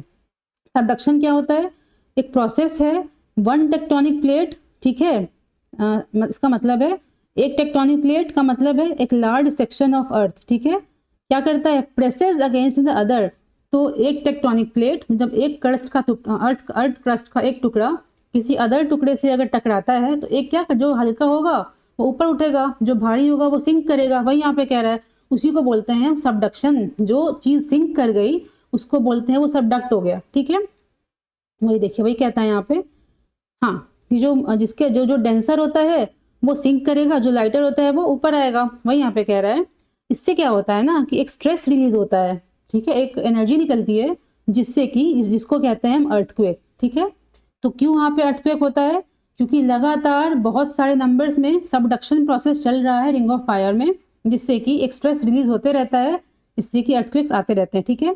अब देखिए एग्जाम्पल दे रहा है यहाँ पे, क्या, जो हिमालयाज है ना वो भी सबडक्शन से ही क्रिएट हुए हैं, ठीक है। किसके किसके किसके रिजल्ट से, तो Indian plate pushing against Eurasian plate, ठीक है। हम जानते हैं ज्योग्राफी में हमने पढ़ रखा है कि इंडियन प्लेट यहाँ है, यूरेशियन प्लेट ऊपर है, दोनों क्या करते हैं, प्रेशर बनाते हैं, जिससे कि जो हिमालय को क्या कहते हैं हम, यंगर माउंटेन्स है, इनका जो हाइट है वो ग्रो कर रहा है, स्टिल ग्रोइंग है ये। वही यहाँ पे कह रहा है कि ये भी क्या है, क्योंकि यहाँ भी सबडक्शन चल रहा है हिमालयाज के पास, हिमालयाज के नीचे, तो ये भी अर्थक्वेक प्रोन जोन में आता है, ठीक है। देखिए एक और प्रीलिम्स का देखिए फैक्ट है कि जो मेजॉरिटी ऑफ सबडक्शन जोन्स है ना वो कहाँ होते हैं, समुद्र के भीतर, ठीक है। मैक्सिमम नंबर ऑफ जो सबडक्शन हो रहा है कहाँ होता है, अंडर द सी। लेकिन यहाँ पे तो लोग कम रहते हैं ना, लेकिन अगर वो अर्थ के पास हो रहा है, अगर वो कॉन्टिनेंटल जगह पे हो रहा है जहाँ पे लोग रहते हैं, इसीलिए क्या होता है, ये ज़्यादा खतरनाक हो जाता है, क्योंकि इंटेंसिटी ज़्यादा कहाँ है, सी के अंडर है। बट अर्थ पे अगर हल्का सा भी उसका अगर क्वेक आ जाता है तो लोग ज़्यादा मरेंगे, नुकसान ज़्यादा होगा। इसलिए डेंजरस कहाँ वाला है, अर्थ कॉन्टिनेंट वाला है, ठीक है, जो कि लैंड वाले एरिया में रहता है, ठीक है। यहाँ पे क्या कह रहा है, पैसिफिक ओशन पार्टिकुलरली द, एक सेकेंड, हाँ, ring of fire region is witnessing several such process. वही यहाँ पे कहता है कि सेम चीज को रिपीट कर रहा है। देखिए पैसिफिक प्लेट क्या है, डेंसर है, ठीक है, subducting under the Continental plate. तो पैसे जो हमने देखा स्टार्टिंग में, हमने बोला था कि जो ओशियानिक प्लेट्स होते हैं ना, जिस टेक्टोनिक प्लेट पे ओशियन का अमाउंट ज़्यादा होगा वो उसको बोलते हैं ओशियानिक प्लेट, और जनरली वो डेंस होते हैं, वो सिंक कर जाते हैं, एस्थेनोस्फेयर में जाके मर्ज कर जाते हैं, ठीक है। देखिए यहाँ पे कहता है कि 3 ऐसे एक्टिव रीजन्स हैं वर्ल्ड वाइड जो कि मोस्ट अर्थक्वेक प्रोन जोन्स हैं, ठीक है। पहला तो देखा हमने ये सर्कम पैसिफिक वाला, मतलब जो रिंग ऑफ फायर है वो हो गया। दूसरा कहता है एल्पाइड बेल्ट। क्या कहता है, एल्पाइड बेल्ट नाम है इसका। ये कहाँ से कहाँ तक है, इंडोनेशिया है, हिमालयाज है, अफगानिस्तान, ईरान, टर्की, नाम दिया गया है। ये प्रीलिम्स का सिंपल सा फैक्ट है, ठीक है। ये second most earthquake prone zone है। तो प्रीलिम्स में ऐसा पूछ सकता है, नाम दे देगा, अफगानिस्तान हो गया, ईरान हो गया, टर्की हो गया, बोलेगा कि क्या ये अर्थक्वेक वाले कंट्रीज हैं, या तो ऐसे पूछेगा, नहीं तो बोलेगा एल्पाइड बेल्ट क्या होता है, ठीक है। आपको बताना है कि ये second most earthquake prone zone of the world है, ठीक है। अब देखिए ये जो एल्पाइड वाला बेल्ट है ना, इसको वैसे तो सेकंड मोस्ट प्रोन है, बट सबसे ज़्यादा खतरनाक यही है क्योंकि यहाँ जो सबडक्शन जोन्स है ना वो ऐसे जगह पे हैं जहाँ पे पॉपुलेशन बहुत ज़्यादा है, ठीक है। तो हल्का सा भी अगर अर्थक्वेक आता है, ठीक है, तो नुकसान ज़्यादा हो जाता है। वही हमने डिस्कस किया था अभी। देखिए अब यहाँ पे कहता है भाई जो कामाशाट का पेनिनसुला है वहाँ पे कितना भयानक 8.8 का देखिए अर्थक्वेक आया, बट वो क्या है, स्पार्सली पॉपुलेटेड है, वहाँ पे लोग ज़्यादा नहीं रहते हैं, ठीक है। देखिए लास्ट कहता है, थर्ड क्या है हमारा, मिड एटलांटिक रिज, MOR जिसको कहते हैं हम। ये क्या होता है, north south through middle of the entire. देखिए जो अटलांटिक महासागर है ना, तो इंटायर नॉर्थ से साउथ तक, आर्कटिक से लेके अंटार्कटिक तक लगातार एक माउंटेन चेन है, ठीक है। इसको कहते हैं मिड ओशियानिक रिज, ठीक है, मिड एटलांटिक रिज भी कहते हैं। ये क्या है, डीप अंडर वाटर है, ये फार अवे फ्रॉम लैंड, और रिलेटिवली मॉडरेट अर्थक्वेक्स। यहाँ भी क्या होता है, सबडक्शन जोन्स हैं, लेकिन ये रिलेटिवली मॉडरेट हैं, और चूंकि ये अर्थ से काफ़ी दूरी पे हैं, सॉरी कॉन्टिनेंट से काफ़ी दूरी पर हैं, इसलिए उतना नुकसान ये नहीं करते। ठीक है, ये देखिए प्रीलिम्स के लिए यानी कि इंपॉर्टेंट फैक्ट देखिए, कहता है strength of an earthquake is in part dependent on the length of fault line. ठीक है, तो कहता है कि जो अर्थक्वेक कितना स्ट्रांग होगा, तो वो डिपेंड करता है, एक तो कहता है फॉल्ट लाइन के लेंथ पे। फॉल्ट लाइन क्या होता है, the extent of plate boundaries that clash against each other. जब सबडक्शन होता है ना, तो पूरा का पूरा प्लेट नहीं क्लैश कर रहा है एक दूसरे से, कुछ पार्ट ऑफ प्लेट्स क्लैश कर रहे हैं, सबडक्ट हो रहे हैं, तो उतनी दूरी को हम कहते हैं फॉल्ट लाइन। तो जितना ज्यादा फॉल्ट लाइन लंबा होगा, उतना ज्यादा अर्थक्वेक हमारा स्ट्रांग होगा। ठीक है, larger the fault line stronger the earthquake. ठीक है, वही यहाँ पे कह रहा है। देखिए, तो हमने इसको डिस्कस कर लिया ऑलरेडी कि सबडक्शन प्रोसेस क्या होता है। Tectonic plate sinks beneath the other, जो कि भारी होता है, यूजुअली ओशियानिक प्लेट्स, वो क्या करेंगे, force downwards beneath the other. ठीक है, वो एस्थेनोस्फेयर क्या है, मेंटल का हमारा अपर वाला पोर्शन, यहाँ पे मैग्मा लाई करता है, तो अपर पार्ट ऑफ मेंटल को हम कहते हैं एस्थेनोस्फेयर, वहाँ जाके मेल्ट कर जाता है and contribute to magma formation. ठीक है, समझ में आया होगा। चलिए नेक्स्ट टॉपिक देखते हैं। देखिए थर्ड टॉपिक क्या कहता है, बेल इन पॉक्सो केसेस। इसका नाम है बेल इन पॉक्सो केसेस। तो पॉक्सो केसेस का मतलब क्या है, वैसे सेक्सुअल क्राइम्स, सेक्सुअल ऑफेंसेस जो कि 18 ईयर्स से कम उम्र के बच्चों के साथ किए जाते हैं, उसको हम इंक्लूड करते हैं, उसको देखते हैं पॉक्सो एक्ट के तहत। ठीक है, तो ये जो एक्ट है वो लीगल प्रावधान बताता है कि ऐसे केसेस में क्या करना चाहिए। ठीक है, तो इस आर्टिकल में डिस्कस किया गया है कि सब चीज़ तो ठीक है, लेकिन जो बेल का प्रावधान है ना, वो क्लियर नहीं है। इसलिए कोर्ट क्या करती है, कभी हाई कोर्ट कभी सुप्रीम कोर्ट, कि केस बाय केस, है ना, केस बाय केस एक अपना एक प्रेसिडेंट सेट करते हैं वो लोग, और किसको बेल देना है किसको बेल नहीं देना है, वो कोर्ट बेसिकली देख रही है। तो एक्ट चूंकि यहाँ पे एक उसका लूप होल है, तो कह सकते हैं कि जो जुडिशियरी है यहाँ पे एक एक्टिव स्टेप लेते हुए इसको फुलफिल करने की कोशिश कर रही है। लेकिन यहाँ पे करने की ज़रूरत क्या है, तो इस एक्ट में जो बेल के प्रावधान हैं उनको मोर क्लियरली बताना चाहिए। ठीक है, देखिए यहाँ पे क्या कहता है, यहाँ पे कहता है कि ऑन गोइंग डिबेट्स, कुछ केसेस ऐसे हुए हैं ना जिसमें कि सर्टेन सेक्सुअल ऑफेंडर्स को बेल मिल गई है। ठीक है, तो उस पर डिबेट स्टार्ट हो गया। तो एक्ट का देखिए फुल फॉर्म क्या कहता है, protection of children from sexual offences, POCSO, protection of children from sexual offences. ठीक है, ये जो 18 साल से कम उम्र के जो बच्चे हैं, उनके अगेंस्ट कोई सेक्सुअल क्राइम अगर किया जाता है तो उसको ये इस एक्ट में डील किया जाता है। ठीक है, देखिए ये बाकी लॉ से डिफरेंट कैसे है, एक तो डिफरेंट है कि भाई ये 18 ईयर्स से कम उम्र के बच्चों के लिए स्पेशली है। दूसरा डिफरेंस कहता है कि जो हमारा जो क्रिमिनल लॉ है ना, उसको मतलब जैसे कोई क्राइम हुआ, ठीक है, तो उस पर कोई केस चल रहा है, तो ऐसा प्रावधान है कि बाय डिफॉल्ट क्या माना जाता है कि जब तक उसको आप गिल्टी प्रूव नहीं कर दोगे, तब तक उसको बेकसूर कह लो, इनोसेंट कह लो, तो वो माना जाता है। तो इसमें वही यहाँ पे कहता है कि प्रिजम्पशन ऑफ इनोसेंस, है ना, यहाँ पे कहता है कि जनरली क्रिमिनल लॉ में क्या होता है कि जब तक कि आप किसी के क्राइम को प्रूव नहीं कर देते हो, प्रूव कौन करेगा, पुलिस करेगी, कोर्ट करेगी, तब तक उस आदमी को हम क्रिमिनल नहीं बोलेंगे, वो एक नॉन गिल्टी की तरह ट्रीट किया जाएगा। बट इस एक्ट में क्या है, ये जो पॉक्सो एक्ट में कहता है कि to prove the guilt of an accused, ठीक है, the accused bears the burden of proving his innocence. कहता है कि अगर किसी पे ये इल्ज़ाम लगाया गया है कि इसने पॉक्सो के तहत किसी बच्चे, किसी माइनर के साथ कुछ दुष्कर्म किया है, तो उसको एज ए क्रिमिनल ही ट्रीट किया जाएगा। अपने आप को बेकसूर साबित करना उस पर्सन की जिम्मेदारी हो जाती है। ठीक है, वही यहाँ पे कह रहा है कि बेसिक डिफरेंस ये है। यहाँ पे देखिए आगे क्या कहता है, cognizable non bailable arrest can be, इसका मतलब है जो पॉक्सो में जो अरेस्ट करते हैं ना, वो कॉग्निजेबल है, नॉन बेलेबल, इसका मतलब है arrest can be made without a warrant, बिना वारंट इशू किए अगर कहीं खबर मिलती है तो जाके आप उसको पकड़ सकते हैं ऑफेंडर को। और बेल इज नॉट ऑटोमेटिक, आपको कोर्ट कचहरी के थ्रू, मतलब काफी लंबा उसका होता है प्रोसीजर, उसके थ्रू आपको बेल लेनी पड़ेगी। ठीक है, इसको कहते हैं नॉन बेलेबल। अब कहता है कि but the law does not contain specific guidelines on bail. कहता है इतना तो कह दिया कि बेल आपको ऑटोमेटिकली नहीं मिलेगी, कुछ प्रोसीजर्स होंगे इसके, लेकिन प्रोसीजर्स क्या हैं, ठीक है, किस केस में बेल एकदम कंप्लीटली नहीं मिलनी चाहिए, किस केस में बेल इजीली अवेलेबल होनी चाहिए, उसको यहाँ पे अच्छे से डिफाइन नहीं करता है।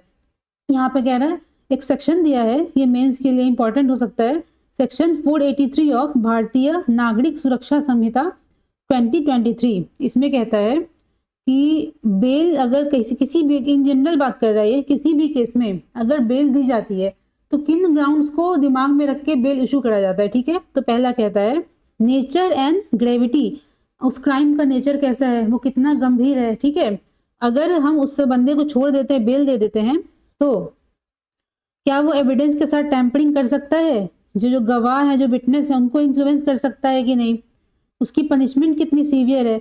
तो बहुत सारी चीज़ों को ध्यान में रख के बेल दिया जाता है। लेकिन ये जो पोक्सो एक्ट है, क्योंकि ये नॉर्मल क्रिमिनल लॉ से काफ़ी अलग है, इसलिए इसमें जो बेल का प्रावधान है इस यहाँ पे स्पेसिफिकली मेंशन करना चाहिए था, ठीक है, जो कि नहीं किया गया है, ठीक है। जिससे क्या होता है, यहाँ देखिए दिया गया है। जैसे इससे क्या होता है, जो कोर्ट्स हैं उनके पास कोई केस आई तो वो केस बाय केस उसको स्टडी करते हैं, अच्छे से देखते हैं, ठीक है, कि यहाँ बेल मिलनी चाहिए, नहीं मिलनी चाहिए, ठीक है। इसमें एग्जाम्पल देखिए दिया गया, दिल्ली हाई कोर्ट में एक केस आया था धर्मेंद्र सिंह का, उसका एग्जाम्पल है। यहाँ देखिए सुप्रीम कोर्ट का एक केस था, Deshraj and Musa versus state of Rajasthan, ठीक है, उसका केस था। अब यहाँ पे वही कहता है कि bail under POCSO remains a matter of judicial discretion where courts weigh constitutional liberation against risk to the victim. इसमें वही कह रहा है कि अभी क्या हो रहा है कि चूंकि पॉक्सो में बेल का प्रावधान अच्छे से डिस्कस नहीं किया गया है, इसलिए कोर्ट क्या करता है, जुडिशरी क्या करती है, अपने ऊपर लेके केस बाय केस उसको अच्छे से समझती है और डिसाइड करती है कि बेल देना है या नहीं देना है, ठीक है। चलिए, तो बेसिकली इसमें यही था। देखिए, दो टर्म्स हैं जो यहाँ पे इससे रिलेटेड है। पहला है आपने पॉलिटी में देखिए पढ़ा होगा, देखिए फर्स्ट कह रहा है ना, जुडिशियल एक्टिविज्म। तो ये एग्जाम्पल कह सकते हैं हम, it is an example of judicial activism. कैसे, यहाँ पे कोर्ट क्या कर रहा है कि बिना छेड़छाड़ किए जो एक्ट है उसके दायरे में बिना कोई इंटरफेरेंस किए, बस वो क्या जो जहाँ जो कमी रह गई है उसको पूरा कर रहा है, ठीक है। वो कॉम्प्लीमेंट्री एक अपना एक सर्विस दे रहा है, ठीक है, उसको बोलते हैं जुडिशियल एक्टिविज्म। बट अगर वो यही करने लगे, यहाँ देखिएगा, अगर कोर्ट क्या करने लगे कि बेल देना स्टार्ट कर दे बिना क्राइम के सीरियसनेस को ध्यान में रखते हुए, ठीक है, जिससे कि जो बेसिक नेचर है उस एक्ट का वो कम हो जाए, वो डाइल्यूट हो जाए, ठीक है, तो उसको बोलेंगे हम जुडिशियल ओवररीच। इसका मतलब है जुडिशरी जब तक एक कॉम्प्लीमेंट्री, एक सहायतात्मक रोल अपना रही है तब तक वो ठीक है। लेकिन जब वो ओवर द अबव जाके वो क्या करने लगे कि बिना क्राइम के सीरियसनेस को ध्यान में रख के अगर वो बेल दे देती है, कुछ भी ऑर्डर इशू कर देती है जिससे कि उस एक्ट के लीगैलिटी को कम होने का खतरा होता है, तो उसको बोलेंगे हम जुडिशियल ओवररीच। तो ये एक्सेप्टेबल है, ये एक्सेप्टेबल नहीं है। तो ये जो एग्जाम्पल दिया गया ना कि पोक्सो केसेस में जो कोर्ट खुद के अकॉर्डिंग अपनी समझबूझ से बेल ग्रांट कर रही है, तो ये कोई खराब बात नहीं है, it is an example of judicial activism. But इसमें ध्यान क्या करना है कि इस एक्ट को आप इतना स्ट्रांग बनाओ कि कोर्ट को ये करने की ज़रूरत ना पड़े, क्योंकि लॉ बनाना किसका काम है, एग्जीक्यूटिव का, ठीक है, सॉरी, हाँ, कोर्ट का काम क्या होता है, इंटरप्रेट करना, ठीक है, लॉ बनाना काम उसका नहीं होता है, ठीक है। चलिए आगे देखते हैं। देखिए नेक्स्ट टॉपिक कहता है पिपरावा रेलिक्स, है ना। इस न्यूज़ में बताया गया है कि 127 साल के बाद क्या हुआ है, इस रेलिक्स के कुछ पार्ट्स को, जो कि जेम स्टोन्स हैं, कुछ कीमती पत्थर को वापस भारत में भेज दिया गया है, ठीक है। वो कहाँ था, हांगकांग में था, जिसको इतने सालों के बाद इंडिया में वापस लाया गया, ठीक है। न्यूज़ यही है। तो हम देखेंगे प्रीलिम्स के लिए इसमें क्या क्या इंपॉर्टेंट है, यहाँ देखिए। हाँ, ये देखिएगा, पिपरावा कहाँ है, नियर नेपाल बॉर्डर, उत्तर प्रदेश में जगह है पिपरावा, ये इंडो नेपाल बॉर्डर का पार्ट है, ठीक है। यहाँ पे कहता है कि उस पर्टिकुलर रेलिक्स में क्या था, ऑर्नामेंट्स तो थे ही, जेमस्टोन तो थे ही, और कहता है कि वहाँ पे ऐसा माना जाता है कि बुद्ध के बोन फ्रैगमेंट्स, जो भगवान बुद्ध थे उनके बोन फ्रैगमेंट्स भी वहाँ पे थे, ठीक है, यहाँ हैं। इसमें से जो जेमस्टोन वाला पार्ट था उसको किसने एक्सकेवेट किया था, देखिए यहाँ नाम दिया गया है, विलियम क्लैक्सटन पेप, इसने उसको एक्सकेवेट किया था और जेमस्टोन को वो अपने पोजीशन में ले लेता है और धीरे धीरे घूमते घामते वो पहुंचता है हांगकांग। और अभी कुछ दिन पहले की न्यूज़ है कि वहाँ पे उसको ऑक्शन के लिए लाया गया था, तो हमारे गवर्नमेंट ने क्या किया, प्राइवेट कंपनीज की हेल्प से उसको वापस भारत में वो ले आए। ठीक है, सिंपल सी चीज़ है। आगे देखते हैं। अब देखिए नेक्स्ट टॉपिक है मैनग्रोव्स। अगर आप पेपर को लगातार फॉलो करते हैं तो आप देखेंगे मैनग्रोव्स लगातार 3-4 दिनों से काफ़ी न्यूज़ में रहा है। लास्ट टाइम जो आर्टिकल डिस्कस किया हमने उसमें दिया था कि जो MS स्वामीनाथन हैं उनका मैनग्रोव्स के इम्पोर्टेंस को आम जनता तक पहुंचाने में क्या रोल है। ठीक है, वो देखा था हमने। इसमें बता रहा है कि किस तरह से मैनग्रोव्स पे खतरा है, डेवलपमेंट कह लीजिए, कुछ नेचुरल कारण है जिससे कि मैनग्रोव्स घट रहा है। ठीक है, तो इसमें कह रहे हैं कि किस तरह से हमारे जो इंडियन स्टेट्स हैं, गुजरात हो गए, तमिलनाडु है, एक रोल मॉडल की तरह सामने आए हैं जिससे कि वो मैनग्रोव्स के रिस्टोरेशन में काफ़ी बढ़ चढ़ के हिस्सा ले रहे हैं। इसमें देखेंगे हम कि मैनग्रोव्स के इंपॉर्टेंस क्या है और कहाँ कहाँ वो पाए जाते हैं। कुछ नाम देखेंगे यहाँ पे हम जो मैनग्रोव्स के प्लांट्स के साइंटिफिक नेम्स है, एग्जाम में पूछ सकता है। ठीक है, कुछ वीड्स का नाम देखेंगे और कुछ ऐसे टूल्स का नाम देखेंगे जो कि पोल्यूशन को कम करने में हेल्प करता है। ठीक है, चलिए स्टार्ट करते हैं। यहाँ देखिए कहता है कि ये कहाँ पाए जाते हैं, तो कोस्टल एरियाज में। बेसिकली कहाँ पाए जाते हैं, कोस्टल एरियाज में। ठीक है, ये लैंड एंड सी के बीच में क्या करते हैं, एक काम करते हैं बैरियर का। इसका मतलब सपोज करिए कभी टाइडल सर्ज हुआ है ना, टाइड का पानी ज़्यादा हो गया, कभी फ्लड आ गया, तो जो मेन लैंड है जहाँ पे खेती होती है, ठीक है, थोड़ा सा और अंदर जाके, तो वहाँ तक उसके इफेक्ट को पहुँचने नहीं देते हैं, ये उसको ब्लॉक करते हैं वहाँ पे। और कहते हैं कि climate resilience, conservation, empowerment of coastal community, वही यहाँ पे कह रहा है। एक तो इनका रोल हो गया कि फ्लड को कंट्रोल करते, दूसरा क्या है कि काफ़ी फिश के ब्रीडिंग के लिए काफ़ी इंपॉर्टेंट जगह पाई जाती है। तो वहाँ जो लोकल लोग रहते हैं उनको क्या फ़ायदा होता है, वो फिशिंग कर सकते हैं, अपना जीवन यापन कर सकते हैं उससे। ठीक है, दूसरा कहता है लेकिन अर्बन एक्सपेंशन के कारण, क्लाइमेट चेंज के कारण, डेवलपमेंट के कारण क्या हो रहा है, धीरे धीरे मैंग्रोव्स के जो एरिया है उसमें कमी आ रही है। ठीक है, जिससे भारत में नहीं पूरे वर्ल्ड वाइड की बात यहाँ पे हो रही है। लेकिन तब भी कहता है कि मैंग्रोव सर्वाइव कर रहे हैं। यहाँ पे इंडिया की बात कर रहा है कि भारत में मैंग्रोव सर्वाइव कर रहे हैं, क्यों, कैसे। ठीक है, अब यहाँ देखिए, यहाँ पे कहता है मैंग्रोव्स मैटर, उनका इंपॉर्टेंस देखिए। फर्दर इसको एग्जैजरेट किया गया है कि mangrove swamps are forested wetlands. Wetlands क्या होते हैं, हम जानते हैं, पानी वाला क्षेत्र जो होता है। ठीक है, कहता है कि trees that can tolerate saline water, जो कि नमक वाले पानी को झेल सकते हैं, उसमें वो मर नहीं जाते, उसको कहते हैं मैंग्रोव्स। ठीक है, ये साइक्लोन से, टाइड से बचाते हैं लोकल कम्युनिटीज को, देखा हमने अभी। ठीक है, हाँ देखिए, हाँ, breeding ground for fish, crustaceans, mollusc, जो समुद्री जीव होते हैं ना, जैसे कि मछलियाँ हो गई, क्रैब्स वगैरह है, माइग्रेटरी बर्ड्स हैं इवन, तो उनके लिए अच्छा ब्रीडिंग ग्राउंड से मिलता है, जिससे कि टूरिज्म यहाँ पे बढ़ा देता है। ये जो लोकल कम्युनिटीज़ हैं उनके लिए जीवन यापन करने में हेल्प करता है। ठीक है, अब आगे देखते हैं। एक इंपॉर्टेंट देखिए टर्म कहते हैं ब्लू कार्बन। तो मैंग्रोव सिर्फ इन चीज़ों में हेल्प नहीं करते, वो कार्बन को सिक्वेस्टर भी करते हैं। इसका मतलब है, सिक्वेस्टर का मतलब होता है कि जितना ज़्यादा कोई चीज़ कार्बन छोड़ रही है उससे ज़्यादा वो एब्जॉर्ब कर ले, उसको बोलते हैं कार्बन सिंक या कार्बन सिक्वेस्टर करना। ठीक है, तो मैंग्रोव्स क्या करते हैं, मैंग्रोव्स सॉइल में अपने रूट्स के थ्रू क्या करते हैं, कार्बन को अंदर एब्जॉर्ब करके रखते हैं। ठीक है, उसको वातावरण में जाने से रोकते हैं। तो यहाँ पे एक टर्म दिया गया ब्लू कार्बन, इसका मतलब है carbon captured by marine and coastal ecosystem. ठीक है, मरीन मतलब वही समुद्र से रिलेटेड, कोस्टल जो कोस्ट पे चीजें होती हैं वहां पे जो भी कार्बन कैप्चर किया जाता है उसको कहते हैं ब्लू कार्बन। ठीक है, टर्म है, प्रीलिम्स में पूछ सकता है। देखिए एक फैक्ट दिया गया है कि mangroves of India cover more than 4900 kilometre square. ठीक है, आगे देखते हैं। हाँ, तो थ्रेट किससे किससे है, मैनग्रोव्स को खतरा किस किस चीज़ों से है। हमने देखा कि डेवलपमेंट हो रहा है उससे है, अर्बन एक्सपेंशन से है, एक्वाकल्चर से है, पॉल्यूशन से है, चेंजिंग क्लाइमेटिक पैटर्न से है। ये अराउंड द वर्ल्ड की बात हो रही है। ये जो एक संस्था है international union for conservation of nature, IUCN, इसकी एक रिपोर्ट आई थी, इसमें कहा गया था कि मैंग्रोव्स जो है ना वो बाय 2050 क्या करेंगे, कोलैप्स। मतलब कहते हैं अगर उन पे ध्यान ना दिया गया तो 2050 तक जो है उनका पूरा इकोसिस्टम कोलैप्स कर जाएगा। ठीक है, खत्म कर जाएगा। तो यहाँ बताया जा रहा है उनकी इंपॉर्टेंस क्या है और किस तरह भारत जो है उसके डिफरेंट स्टेट्स जो हैं अपने इनिशिएटिव से इस चीज़ को अवॉइड करने की कोशिश कर रहे हैं। ठीक है, देखिए कहता है तमिलनाडु का इसने एग्जाम्पल लिया हुआ है इसमें ज़्यादा हमारे लिए इंपॉर्टेंट क्या है, बस दो यहाँ देखिएगा।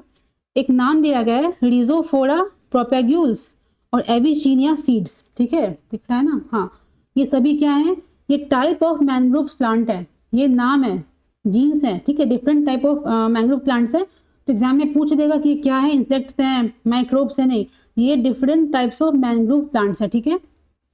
यहाँ पे एक और देखिएगा, एक नाम है बकिंघम कैनल, ये चेन्नई में है, बस नाम ध्यान रखना क्योंकि आर्टिकल में दिया हुआ था, पूछ सकता है। बकिंघम कैनल कहाँ है, चेन्नई में है, ठीक है।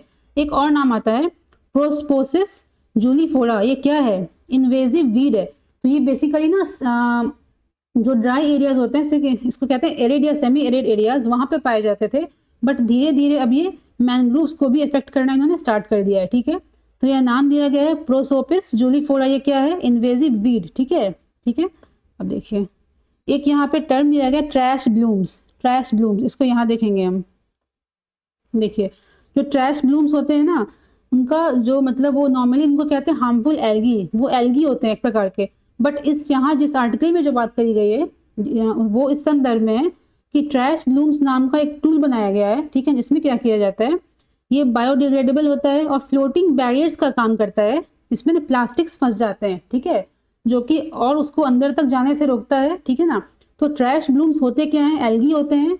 बट यहाँ पे जो इस आर्टिकल में बात करी गई है वो एक सर्टन टूल की बात करी गई है, एक इक्विपमेंट की, जो कि ह्यूमन मेड है, बायोडिग्रेडेबल है और बैरियर्स की तरह काम करता है, तैरते रहता है, जो प्लास्टिक्स को आगे जाने से रोकता है, ठीक है। चलिए आपको करना क्या है इसमें कि मैंग्रोव्स किन किन स्टेट्स में है, ये आपको ध्यान रहना चाहिए। रैंकिंग, जो लेटेस्ट रिपोर्ट है ना ISFR, जो आई थिंक 23 की रिपोर्ट लेटेस्ट है, इसको देखिएगा कि रैंकिंग क्या है, मैंग्रोव्स वाइज स्टेट्स की रैंकिंग क्या है, आपको देखना। चलिए आगे बढ़ते हैं। देखिए एक टॉपिक है, इसका नाम है, एक सेकेंड, इसका नाम है पाथवे फॉर इंडिया, ठीक है, to become a developed nation by 2047। Okay, इसका मतलब है, देखिए इसमें टॉपिक इसलिए दिया गया है, आपको क्या करना है, इस पे इन एस्पेक्ट्स के बारे में पढ़ाई करनी है, ठीक है। नेक्स्ट जो हमारा वीडियो आएगा वो इसके रिलेटेड होगा। तो आपको करना क्या है, जैसे कि देखिए इसमें कहता है कि चेंजिंग इंडो चाइना डायमेंशन, आपको अपनी थिंकिंग को इम्प्रूव करना है कि किस तरह से इस टॉपिक को हम इससे रिलेट कर सकते हैं, ठीक है। दूसरा कहता है कि simultaneous political and economic transition, इसमें इसका मतलब है कि आप देखोगे ना कि 1990s के आसपास क्या हुआ था, 1990s के आसपास हम जानते हैं न्यू इकोनॉमिक पॉलिसी आई भारत में, ठीक है। उसी के आसपास क्या हुआ था कि वन पार्टी रूल से हम चले गए थे कोalition पार्टी रूल की तरफ, ठीक है। वही यहाँ पे कह रहा है कि पॉलिटिकल एंड इकोनॉमिक ट्रांजिशन यहाँ पे एक साथ हो रहे हैं, ठीक है। अभी क्या है, अभी के देखिएगा पर्सपेक्टिव में कुछ नए चैलेंजेस हैं, उनको देखना पड़ेगा, जैसे कि AI है, क्रिटिकल मिनरल्स हैं, सेमीकंडक्टर्स हैं, ठीक है। फिर कहता है ग्रोथ या डेवलपमेंट, ठीक है। अब कहता है कि हमको तो भाई हमारा टारगेट क्या है कि यहाँ तक इस एज ईयर तक हमको डेवलप्ड नेशन बनना है, बट क्या इकोनॉमी को सिर्फ ग्रो कर लेना, GDP को इंक्रीज कर लेना, क्या वो काफ़ी होगा, नहीं। तो डेवलपमेंट और ग्रोथ, इसमें आपको देखिए करना क्या है, सबसे पहले इसके मतलब को समझना है, इस डायमेंशन को देखना है कि चाबी जो चाइना जो है ना, वो अभी के पर्सपेक्टिव में अगर भारत को आगे बढ़ना है तो हम जानते हैं बहुत हेविली डिपेंडेंट चाइना पर है। तो इस एस्पेक्ट को हमको क्लियर करना होगा कि हमें इसको अवॉइड करना है या इससे अच्छे टर्म्स बना के चलने हैं, ठीक है। यहाँ इसमें देखना है कि 1990s में हमने देखा NEP आया और वन पार्टी डोमिनेंस से कोalition पार्टी की तरफ बढ़े। फिर आप देखिएगा 2014 में क्या होता है, फिर से वही चीज़ है, कोalition से हम किसकी तरफ बढ़ गए, वन पार्टी डोमिनेंस की तरफ बढ़ गए, BJP की सरकार है, ठीक है। तो इसमें हम वो हो गया, उसको देखना है, उस एस्पेक्ट को। नेक्स्ट कहता है कि न्यू चैलेंजेस क्या हैं, अभी बात हो रही है 2025 की बात हो रही है, इसमें बहुत सारी चीज़ें जैसे कि बदल रही हैं, ठीक है। सबसे बड़ा जो है वो AI इज़ अनरेगुलेटेड, तो इसका क्या रोल, ऐसे चैलेंजेस का क्या रोल रह सकता है हमारी कंट्री के डेवलपमेंट पाथवे पर, ठीक है। लास्ट कहता है कि ग्रोथ करना है, डेवलप करना है, तो हम जो अभी मेजर्स अपना रहे हैं, कौन से मेजर्स ऐसे हैं जो सिर्फ ग्रोथ को इम्पैक्ट करेंगे, कौन से सरकार के ऐसे मेजर्स हैं जो डेवलपमेंट को भी इम्पैक्ट करेंगे, ठीक है। तो आप इसको अपने से लिखने की कोशिश करें, दिक्कत होती है तो कमेंट बॉक्स में डालें, नेक्स्ट जो वीडियो आएगी उसमें इसको अच्छे से डिस्कस हम करेंगे, ठीक है। चलिए आज के लिए इतना ही, थैंक यू।